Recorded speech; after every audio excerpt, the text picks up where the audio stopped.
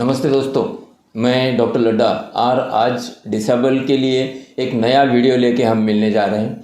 हम देखते हैं कि जो भी डिसेबल गवर्नमेंट सर्विस में है और जिनकी ट्रांसफ़र उनके घर से काफ़ी दूर होती है, ऐसे डिसेबल लोगों के लिए एक पहले तो 1991 में एक ऑफिस मेमोरेंडम निकला था। उसके बाद 2002 में और एक रिव्यू मेमोरेंडम निकला जिसमें कि स्पष्ट क्लियर किया गया है कि जो ऑफिस मेमोरेंडम जिसका नंबर है 14017/41/90 तो इस ऑफिस मेमोरेंडम के हिसाब से जो भी फिजिकली हैंडीकैप्ड एम्प्लॉय है उनका ट्रांसफ़र उनके नेटिव यानी वो जहाँ पे रहते हैं उस घर से नज़दीक या फिर घर जिस शहर में है वहीं पे होना चाहिए। इस विषय में गाइडलाइंस दिए गए और ये गाइडलाइंस फॉलो करना सभी के लिए बंधनकारक है। इसमें एक बात छोटी सी बात थी जो ऐसी थी कि अगर समझो पूरे देश के हिसाब से अगर किसी का अपॉइंटमेंट हुआ है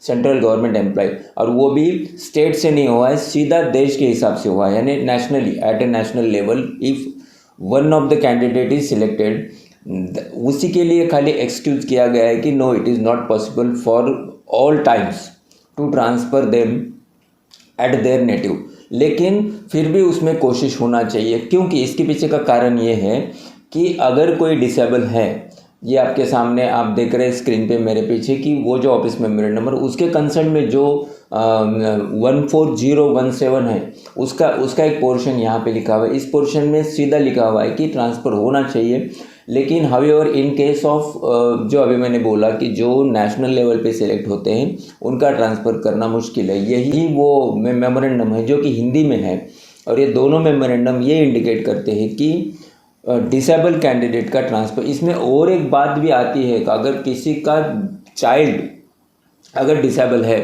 तो उस चाइल्ड के लिए भी उसका ट्रांसफ़र उसके जगह पे होना चाहिए ताकि वो अपने चाइल्ड को पूरी हेल्थ केयर प्रोवाइड कर सके। ये भी एक प्रयोजन है, ये 1991 में आया था और ये प्रयोजन और डिसेबल का खुद का ट्रांसफ़र अपनी नेटिव पे होना, ये दोनों प्रयोजन हैं। फिर भी बहुत से डिसेबल लोगों को ट्रांसफ़र होने के लिए दिक्कत आती है।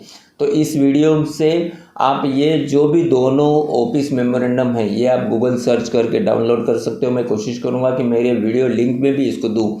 इसके साथ आपका एक एप्लीकेशन अबाउट द ट्रांसफ़र, बहुत सी बार देखा है मैंने कुछ केसेस में मदद भी किया है इस विषय में कि ट्रांसफ़र करने में डिनाई होता है और या फिर कभी कोई डिस्प्यूट होता है तो उसकी वजह से दूर ट्रांसफ़र होती है।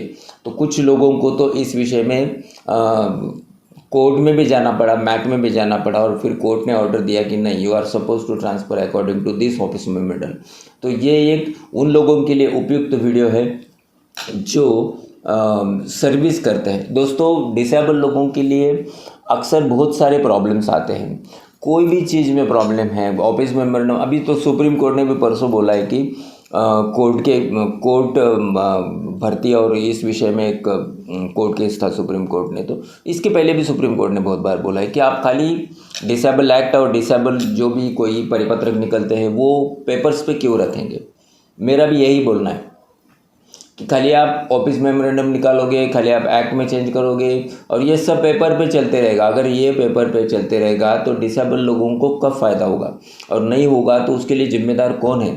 पेपर पे कम बातें लाओ, लेकिन जो बातें आई है, जो बातें आपने बनाई है, जो बातें पुट की है, उन बातों को कम से कम आप इम्प्लीमेंट तो करो ताकि दिव्यांग लोगों के लिए फ़ायदा हो।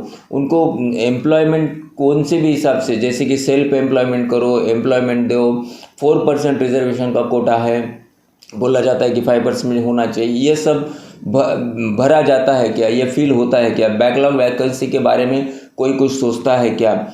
एक क्लॉज है, relaxation in standard of suitability in job, इसका कोई विचार करता है क्या? शायद बहुत से लोगों ने इसको पढ़ा ही नहीं है।